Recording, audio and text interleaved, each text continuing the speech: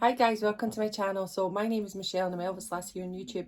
Today we are going to be looking at CoStars because it is Sunday today. So today, because we are going in chronological order of release dates for the Elvis movies, it's going to be Flaming Star today, and that is Barbara Eden. So we're going to find out about Barbara Eden, which I can't wait because Barbara was in one of the series that I absolutely loved, I Dream of Genie. So I can't wait to get to that part with Larry Hagman. I still watch it now. I still occasionally watch it on YouTube. Some of the series like Bewitched and stuff, I watch them as well on YouTube. Right, let's get cracking into it and find out about Barbara Eden. Okay, so Barbara Eden was born on the 23rd of August 1931 in Tucson, Arizona, to Alice Mary and Hubert Henry Moorhead.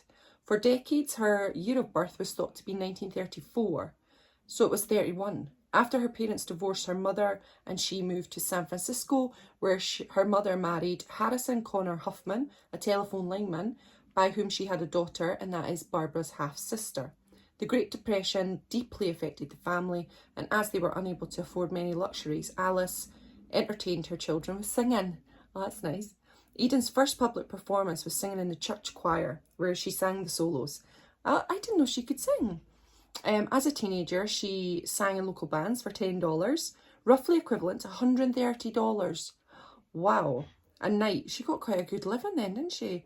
At age 16, she became a member of the Actors Equity and studied singing at the San Francisco Conservatory of Music and Acting with the Elizabeth Holloway School of Theatre. She graduated from high school in the spring class of 1949 and studied theatre for 1 year at the City College of San Francisco. As Barbara Huffman, she was elected Miss San Francisco in 51, and she also entered the Miss California pageant. Oh, wow. So she had quite an actor's background, so she was learning the craft, wasn't she? She wasn't like just jumping into acting. She was actually learning to be an actor, which is pretty awesome. Television and film roles. She began her television career as a semi-regular on the Johnny Carson Show in 1955. She also made featured appearances on shows such as The West Point Story, Highway Patrol, Private Secretary, I Love Lucy, which I love, The Millionaire, Target, and it goes on and on. There is so many. Gunsmoke, Perry Mason. So she's learning her craft and then she's doing the work, which is what it sounds like. Wow.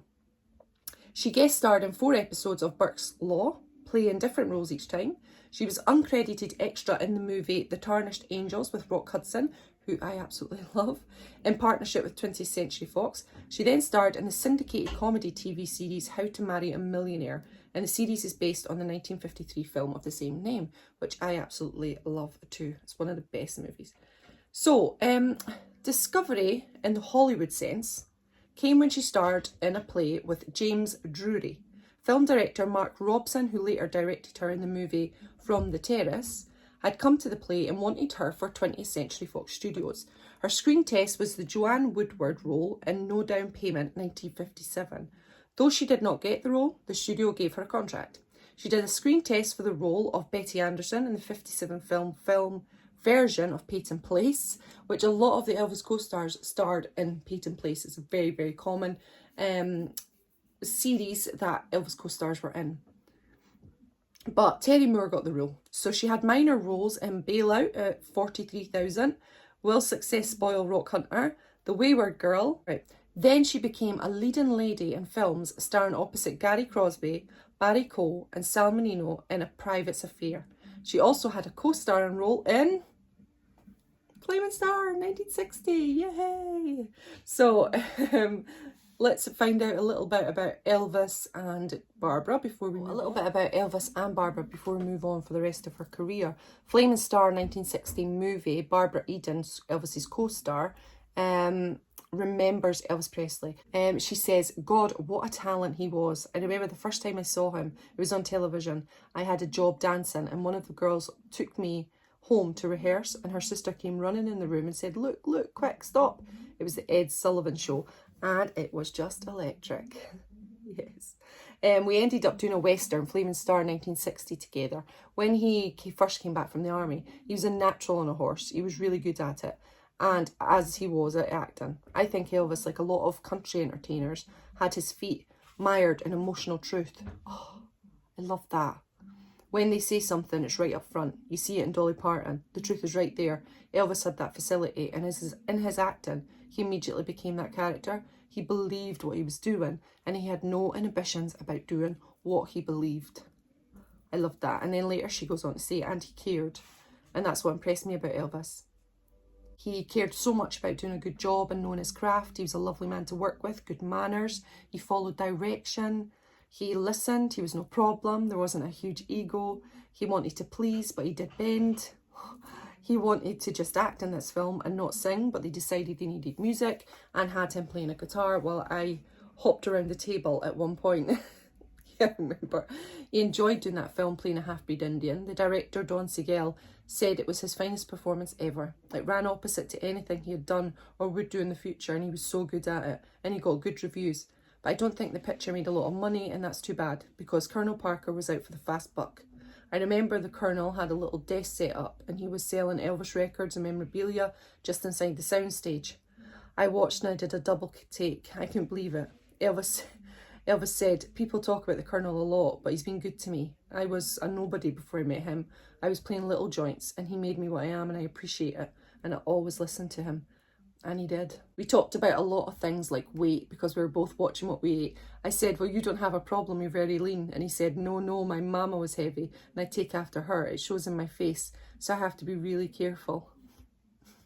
I was married to actor Michael and Sarah at the time, and Elvis asked me how difficult it was being married and acting. And I said, it's not tough at all. It's our job. We just go our ways and do it. And he said, I'm really thinking about getting married, but I'm a little worried. I said, oh, have you met someone? He said, yeah, I met this little girl. She's awful young though. I don't know. Of course, we know what happened later. He was a huge fan of Michael's Broken Arrow. And I said, when do you ever have time to watch television? And he looked at me and said, Barbara, that's all I do. I can't go outside. I have to stay in the room. I got the impression it was like a jail. The only time he was free and happy was when he was on stage. When I met him on the lot, he had his friends from Memphis around him who were dear. He called them his cousins. Some of them really were, I understand. But his father was there. He sat around in chairs and on boxes and sang. Elvis said, we're picking. They'd sing a little of this, a little of that. It was very pleasant. Everything was easy with him, and they were very good people. I have a picture sitting there with his father and his cousins. Such nice memories. Michael did another film with him later on, and Hear 'Em Scare 'Em in '65, and Elvis was a little more outgoing, more sure of himself by then. He'd laugh out loud, for example. I sat with him for a while on the set. He was still the same basic, good, sweet, malleable boy, and such a gentleman. Oh, isn't that absolutely gorgeous? I wasn't going to read that all out, but I had to because I think that was just lovely to hear. And hopefully I've showed you some pictures of Elvis and Barbara together. They're just beautiful. So the following year she played in a supporting role as Lieutenant Kathy Connors in Irwin Alien Voyage to the Bottom of the Sea. She starred in The Wonderful World of the Brothers Grimm. 5 Weeks in a Balloon, 1962. She was the female lead in Fox comedy Swinging Along. Her last film for 20th Century Fox was The Yellow Canary in '63. Now, let's move on to I Dream of Genie. Bewitched was the #1 show on television in 1964, and following its heels, in 1965, producer Sidney Sheldon signed Eden to star in his upcoming fantasy sitcom I Dream of Genie that would air on NBC. After various brunette starlets and beauty queens unsuccessfully tried out for the role, Eden was approached by Sheldon, who had seen her in The Brass Bottle, and that was it. She got the part. Eden played this role for 5 years and 139 episodes. Additionally, in 8 episodes, Eden donned a brunette wig to portray Genie's evil sister, also called Genie, who lusts after Tony, and in 2 episodes played Genie's hapless mother. Okay, in her later career, after Genie, Eden starred in an unaired pilot, The Barbara Eden Show, as well as another pilot, The Toy Game. Her first TV movie was called The Feminist and the Fuzz. Although she's best known for comedy, most of these films were dramas, as she starred opposite her Genie co-star Larry Hagman in A Howlin' in the Woods in 1971. So through the 70s, she also starred in things like The Stranger Within, Stone Street, Who Killed the Centerfold Model in '77. She starred and co-produced with her own production company called My Bar Productions in the NBC TV romantic comedy movie The Secret Life of Kathy McCormick in '88. She also starred and produced the romantic comedy TV movie Opposites Attract in 1990. She also did really well in the feature film Harper Valley PTA, and that was based on a popular country song, and this led to a namesake television series in 1981. Barbara also was the spokesman for Lieg's Pantyhose, and she worked with that commercial company from 79 to 83, so I'm sure she was on TV in most Americans' households for a while. And she also appeared in Dallas, where she played a billionaire seeking revenge against J.R. Ewing. So there was lots of things that Barbara did. There's just so many that it's hard to put them all into this video, but she starred in musical comedies such as Nightclub Confidential, South Pacific, and so many others. She was also a musical guest star in many variety television shows, including Bob Hope specials, The Carol Burnett Show. There's just so many for Barbara. Moving on to more recent times, from 2000 to 2004, Eden starred in the national touring production of the play The Odd Couple, the female version, playing the role of Florence. In March 2006, Eden reunited with her former co-star Larry Hagman for a publicity tour in New York City to promote the first season DVD of I Dream of Genie. They appeared together on Good Morning America, The View, and so on.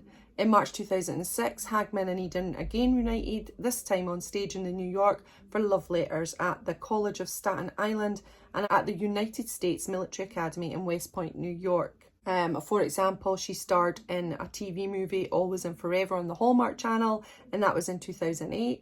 In 2013, Eden appeared with former US President Bill Clinton, Elton John and Fergie at the opening ceremony of the 21st Life Ball in Vienna, where Eden wore her famous genie harem costume.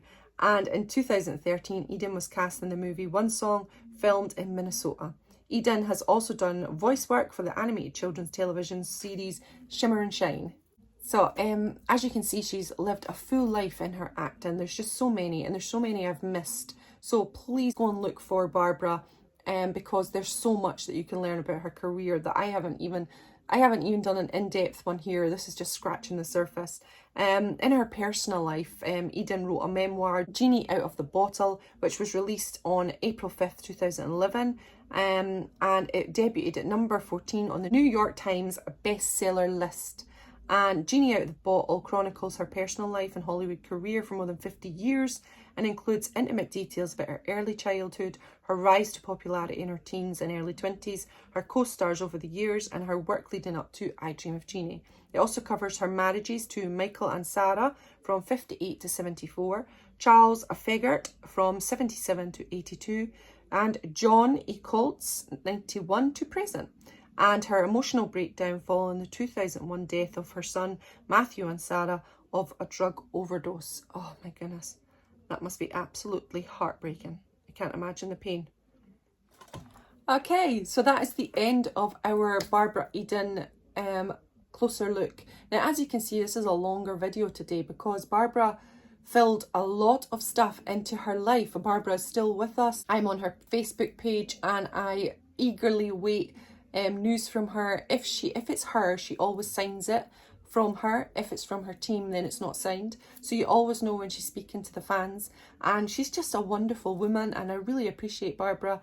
And I think she has came from a wealth of knowledge for acting, and she brought it out into all of the roles, and she did the hard work. She was in lots of series. She did the hard graft of becoming an actor, and her beautiful words that she spoke about Elvis, we can't ever thank her enough for that, because it's wonderful when people come out and are so beautiful and so charming and so wonderful about our Elvis, then it just means so much to us, doesn't it? So thanks very much for joining me on this one. I shall return again for another co-star next week, so please join me then, and I'll see you. Bye bye everyone.